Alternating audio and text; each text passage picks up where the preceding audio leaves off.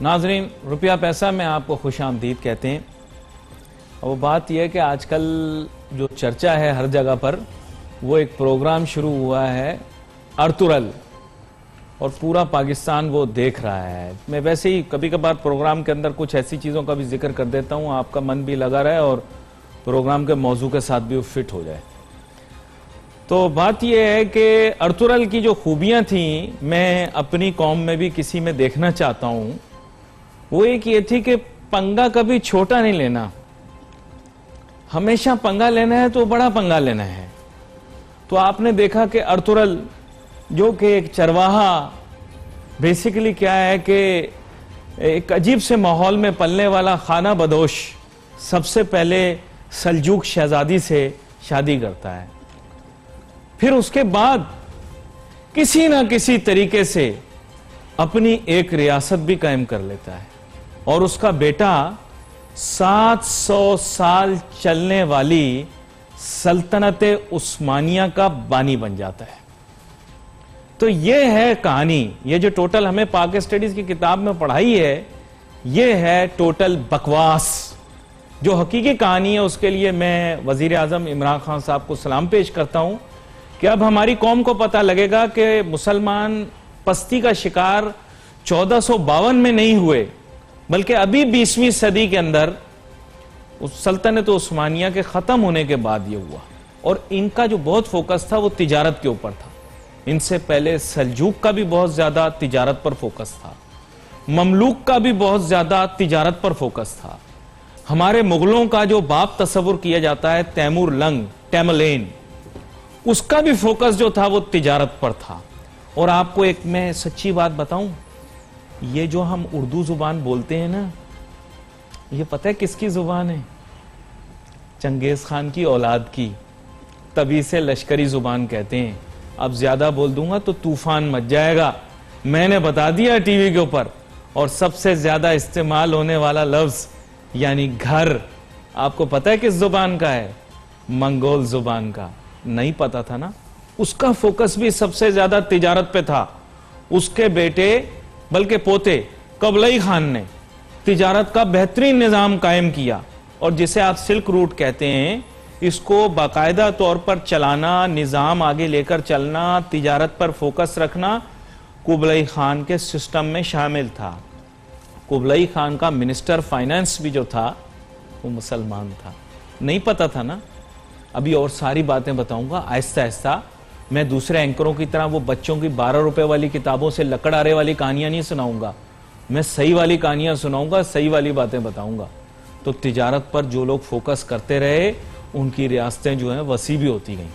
तो तिजारत के मुतालिक सोचना चाहिए और इसके बारे में तहकीक करनी चाहिए, मुहक्किक बैठने चाहिए, ख्यालात और तसव्वुरात को मिलाकर पेश करना चाहिए।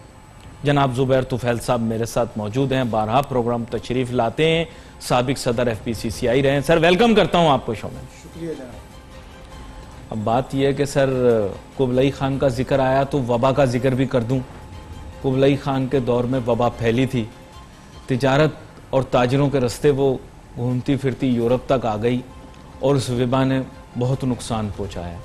ये भी चीन से चली थी और अभी भी वबा चीन से चली है। तो अब आगे किधर लेकर जाना है इसके मुतालिक बात करेंगे, लेकिन मुझे ब्रेक का कहा गया, ब्रेक लेते हैं, ब्रेक के बाद वापस आते हैं, अपनी गुफ्तगू जारी रखेंगे।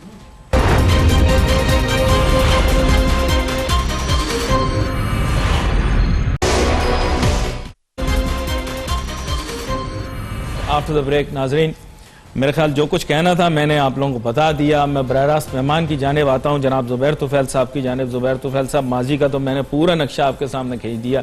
बात ये, लॉकडाउन अब ख़त्म होने को है, ज़्यादातर बातें यही हो रही हैं। अब क्या होगा, ये अगला सवाल है। क्या आप इस सवाल का जवाब दे सकते हैं तिजारत, कारोबार और मईशत के हिसाब से? बिस्मिल्लाहिर्रहमानिर्रहीम। देखें, हुकूमत ने, चाहे मरकज़ी हुकूमत हो या सिंध की सूबाई हुकूमत हो, उन्होंने जो भी एहतियाती तदाबीर अख्तियार की वो बहुत अच्छा किया।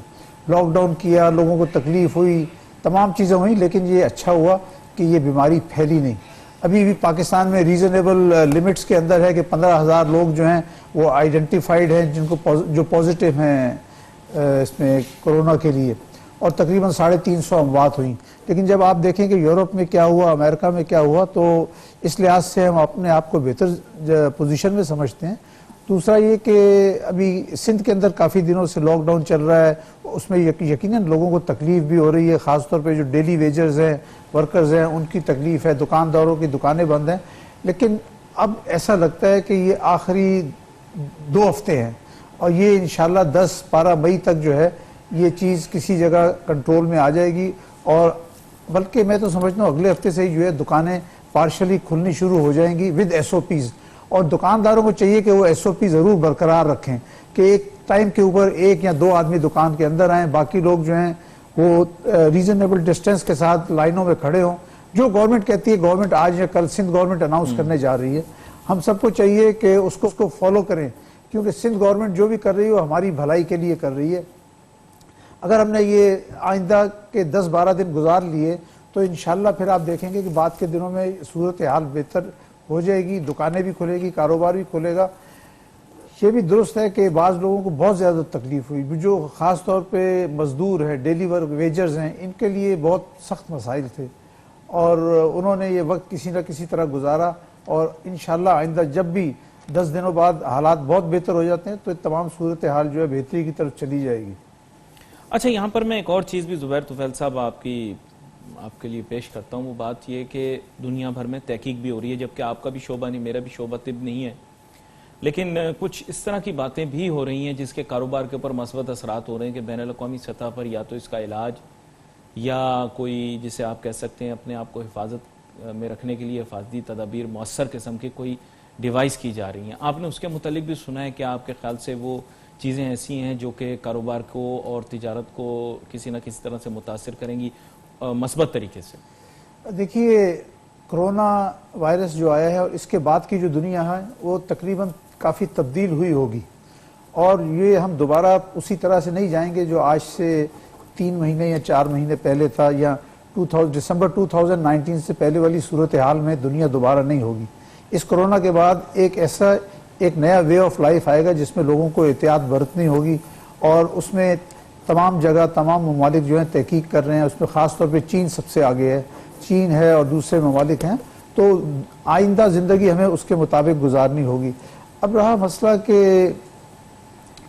इसके इलाज और वैक्सीन का, इसमें बहुत सारी कंपनियां रिसर्च कर रही हैं और रिसर्च का जो उसमें अमेरिका की 2-3 कंपनियां काफ़ी आगे हैं, जिसमें से एक कंपनी जिसका नाम गालिबन Gilead या Gilead है, वो इस पे बहुत ज़्यादा काम कर रही है और वो कहती है कि अनकरीब वो इसमें कोई वैक्सीन जो है आ जाएगी, जिसको वो चंद हफ्तों की बात कहते हैं।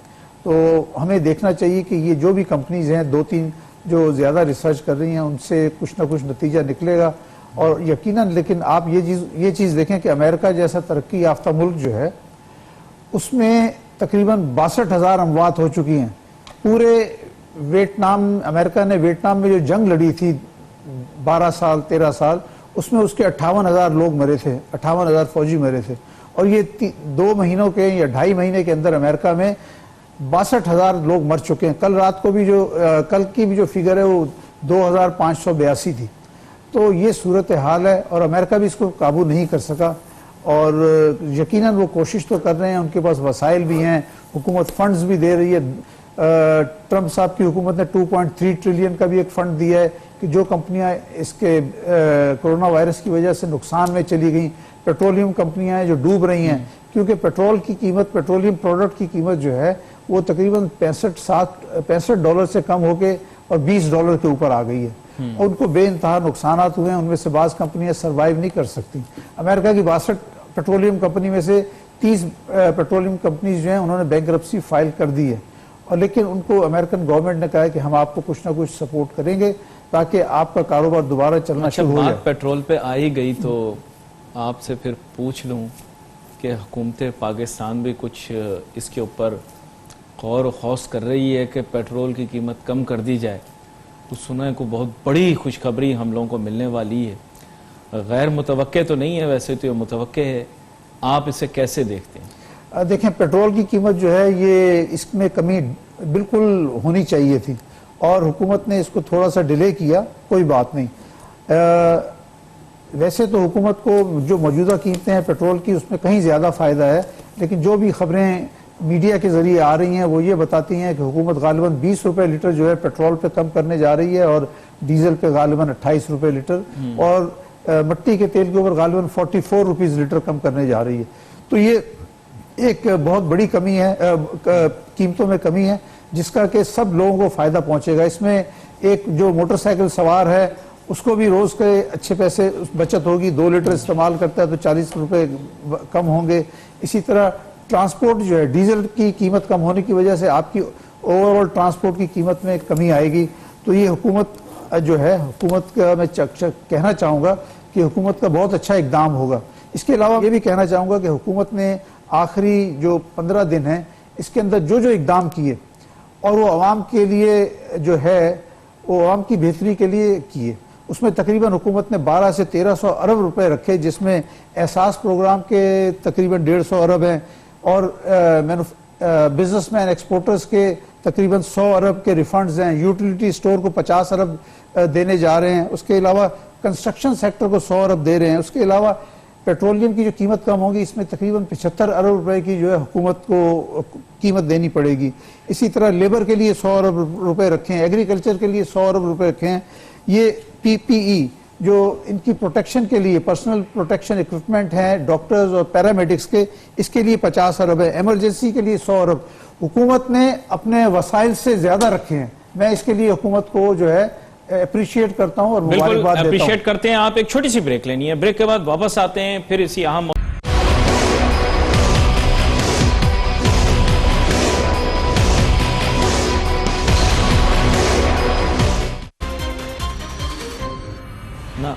नाजरीन वेलकम बैक। अब बात कुछ ऐसी है कि खराज तहसीन भी पेश किया ब्रेक पे जाने से पहले जनाब वज़ीर आज़म इमरान खान साहब को जनाब ज़ुबैर तुफ़ैल साहब ने। उसकी वजह यह है कि उन्होंने काफ़ी इसकी तरफ प्रोविज़न की है। जो पाकिस्तान कर सकता था ना वही उसमें मैक्सिमम करने की कोशिश कर रहे हैं। और साथ ही साथ जो है वो 2-3 चीज़ें ऐसी भी हैं कि वज़ीर आज़म इमरान खान साहब के थोड़े से बाजू मजबूत करने, क्योंकि अपनी पार्टी में मौजूद जो नाकारा करप्ट थर्ड क्लास लोग हैं उनको वो अब आहिस्ता आहिस्ता धक्के देकर बाहर निकाल रहे हैं। तो अभी उनके हाथ मजबूत करने हैं हमने, उनको अब कमज़ोर नहीं करना। तो वो अच्छे काम करने निकले हैं। करप्शन के भी बड़े बड़े स्कैंडल्स जो हैं बेनकाब होंगे, आप देखेंगे वक्त के साथ साथ आटा चीनी स्कैंडल भी एक्सपोज होगा। कल मैं जिक्र कर रहा था एक और इशू होता सर, वो मैं ये गुजारिश कर रहा था वज़ीर आज़म इमरान खान साहब से कि ये जो शबर जैदी साहब हैं उनकी भी ज़रा ऑडिट करा ली जाए। सर वो चेयरमैन FBR नहीं रहे, तो अब मेरे ख्याल वक्त आ गया कि ये पता किया जाए कि उनके जो इकदाम थे वो दुरुस्त थे या नहीं थे। तो इसकी एक दफ़ा वज़ीर आज़म इमरान खान साहब अगर ऑडिट कर लें, फोरेंसिक ऑडिट कर लें तो बहुत अच्छा रहेगा। तो ये हमारे मुल्क के भी बड़े मुफाद में रहेगा। खैर ज़ुबैर तुफ़ैल साहब, मैंने आपकी बात की भी, वैसे तो मैं एंकर हूँ, तायद तो मैं नहीं कर सकता, लेकिन आपकी बात को आगे भी पहुँचा है। इसके अलावा मैं ये चाहूँगा कि अब ये नरमी हो जाने के बाद आपने SOPs का कहा, लेकिन हम इस चीज़ से आगाह हैं कि SOPs पाकिस्तान में नाफिज करना बहुत मुश्किल है। They will be voluntary. क्या आपके ख्याल से मुल्क में इतनी आगाही पैदा हो गई है कि लोग अब खुद एहसास करें और SOPs को फॉलो करें? मैं समझता हूँ कि इसमें ना हमें लोगों को और एजुकेट करना चाहिए।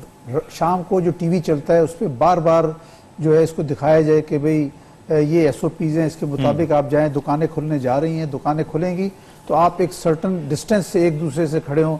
एक वक्त में दुकान में बहुत ज़्यादा लोग अंदर ना जाएं, कम से कम लोग जाएं और बाकी लोग बाहर खड़े रहें। जो दुकान से बाहर खड़े हैं उनके अंदर भी आपस में फासला होना चाहिए। और क्योंकि देखिए ये हमारे मुफाद में है। अगर खुदा न खास्ता कोरोना वायरस फिर दोबारा उसमें तेज़ी आ गई तो क्या होगा? फिर ज़्यादा सख्ती होगी, फिर लॉकडाउन नहीं होगा, फिर कर्फ्यू लगेगा। तो लिहाजा कर्फ्यू से बचने का एक ये बेहतरीन तरीका है कि हम सब लोगों को एजुकेट करें, TV के ज़रिए करें। अब ये जैसे मार्केट है, दुकानदार हैं, तो दुकानदार तो खैर सब समझते हैं, तो उनका फ़र्ज़ है कि अपने जो भी उनके पास कस्टमर्स आते हैं उनसे कहें कि जनाब आप इस तरह से, उन्हें अपने दुकान के बाहर निशान लगा दें, दायरे बना दें जी, इतने इतने फासले के ऊपर खड़े हों। और ये सब उनके लोगों के मुफाद में है जो घरों से बाहर निकलेंगे, जिन्होंने सौदा खरीदना है या कुछ भी करना है। इससे क्या होगा कि थोड़ा लोगों का रोज़गार भी चलेगा। जो दुकानें 1.5 महीना से बंद पड़ी थी वो दोबारा से दुकानें खुल जाएंगी, उनका काम भी चलेगा, उनके जो स्टाफ है, वर्कर है, उसका काम भी चलेगा और जो लोग घर के अंदर बैठे हैं उनको भी चीजें मिलेंगी। तो अच्छा, ये लेकिन चीज- कुछ ऐसी बिजनेसेस हैं जिनमें फिजिकल डिस्टेंसिंग मुमकिन नहीं है। आप जानते हैं हमारी कौमी एयरलाइन है, अगले दिन आपने क्लिप भी देखी होगी कि हमारे पाकिस्तानी निजात दूसरे मालिक में रहने वाले पाकिस्तानी कैसे याद कर रहे थे हमारी एयरलाइन को। लेकिन एयरलाइन का बिजनेस बहुत ज़्यादा इम्पैक्ट होगा। होटल हमारे मुल्क में इतने नहीं हैं, लेकिन होटल मुतासिर होंगे। टैक्सी सर्विसेज तो शायद चलती रहें, लेकिन आपको पता होगा ये नई जो सर्विसें वैनें और वैगनों की आई थी, बसों की आई थी, इसमें तो सर बड़ी दुश्वारी हो जाएगी। उसके अलावा बहुत सारे ऐसे और कारोबार और बिजनेसेस हैं जहां फिजिकल डिस्टेंसिंग पॉसिबल नहीं है। सिनेमाज हो गए, शॉपिंग मॉल हो गए, वगैरह वगैरह। इनके लिए कोई या तो बेल आउट पैकेज हो या कोई तरीका कार वजह किया जाए, क्या कहते हैं आप? देखें, बाज़ जगह ऐसी हैं जैसे आप कह रहे हैं सिनेमाज का, शॉपिंग मॉल्स का। शॉपिंग मॉल में मैं एक बड़ी अच्छी बात आपको बताऊं कि मैंने टीवी अपना अखबार में पढ़ा कि कराची का एक बहुत बड़ा शॉपिंग मॉल है, यहाँ सबसे बड़ा शॉपिंग मॉल है, उसने अपने तमाम दुकानदारों से किराया जो था उसको मुअख्खर कर दिया कि भाई ये क्योंकि आपकी दुकान बंद है तो इसके लिए मैं ये 2 महीने का किराया नहीं लूंगा, और अगर 1 महीना और दुकानें बंद रही तो वो भी नहीं लूंगा। तो वो एक प्राइवेट सेक्टर का मॉल है, तो उन्होंने बहुत अच्छा किया, मैं उसको बहुत अप्रिशिएट करता हूँ। और अब जब दुकानों का ताल्लुक है कि लोग और किस तरह, देखिए हमें लोगों को एजुकेट करना होगा। जब तक एजुकेट नहीं करेंगे मामला नहीं चलेगा। अगर बीमारी फैलेगी तो सबको तकलीफ होगी। और हुकूमत आज मैंने सुना है कि हुकूमत जो है गवर्नर चीफ मिनिस्टर सिंध जो हैं वो गालिबन आज या कल में वजीर आजम साहब से बात करके फिर अपना जो भी उन्होंने प्लान बनाया उसका ऐलान करने जा रहे हैं कि वो किस तरह से दुकानों को खोलेंगे, उनके लिए कितने घंटे रोज दुकान खोलने की इजाजत होगी, मजीद SOPs क्या होंगे। तो वो सबको चाहिए कि उसको गौर से सुने और उसको फॉलो करें। अच्छा लुकमा, उसमें मैं आपको देता चलूं कि ऑनलाइन बिजनेस का इन्होंने कहा हम खोल देंगे, तो वो आंटी डिजिटल पाकिस्तान आई थी बाहर से, भाई वो क्या नाम था, वो आंटी डिजिटल जो आई हैं बाहर से, गूगल से आई हैं, तानिया दुरुस। तो मैं उनसे गुजारिश करना चाहूंगा, मैडम तानिया दुरुस साहिबा, ये आप इतने अरसे रहीं, ये कोई दो माजरत के साथ मुंह से कुछ निकल जाता, बुजुर्ग ने दुआ दी भी सच बात निकल जाती, कोई काम वाम नहीं किया आपने ना, मतलब कोई काम वाम नहीं हुआ। डिजिटल पाकिस्तान का हमने अचार डालना है, आपने ना ऑनलाइन पेमेंट अभी तक वाजे की है ना कुछ की है। तो मतलब ये जुबैर तुफैल साहब, माजरत के साथ मैं ऐसे बोलना नहीं चाहता, लेकिन कभी कभार मुझे शर्मिंदगी होती है। वो बकरों और लेलों को हाथ लगा रही हैं, हमारे लोग चापलूस उनकी तस्वीरें लगा रहे हैं। सर डिजिटल पाकिस्तान का काम डिजिटल पाकिस्तान करना है, उस सिलसिले में आप थोड़ा सा बताएं। देखिए, बिल्कुल डिजिटल पाकिस्तान के ऊपर काम हो रहा है, और आपको पता है कि तमाम दुनिया में आजकल जो है आर्टिफिशियल इंटेलिजेंस की बात होती है। एक आर्टिफिशियल इंटेलिजेंस और डिजिटल पाकिस्तान, ये दोनों एक दूसरे से मुंसलिक हैं, और हमने आगे आने वाले दिनों में जो है आर्टिफिशियल इंटेलिजेंस से फ़ायदा उठाना है। मुल्क में अंदर जो है इसमें जितना हो सकता है पेमेंट्स को तो ऑनलाइन करना चाहिए, कि किसी को बैंक में जाने की ज़रूरत नहीं, पेमेंट करने की ज़रूरत नहीं, आसानी पैदा करनी है। मेरे पास वक्त आज मुख्तसर है, आपका बहुत शुक्रिया जुबैर साहब, हम मुस्तकबिल में भी आपको जरूर दावत देंगे। यहाँ पे we wait for messages on Facebook. Ali Nasir हमारी टीम को जा दीजिए, अल्लाह हाफिज़।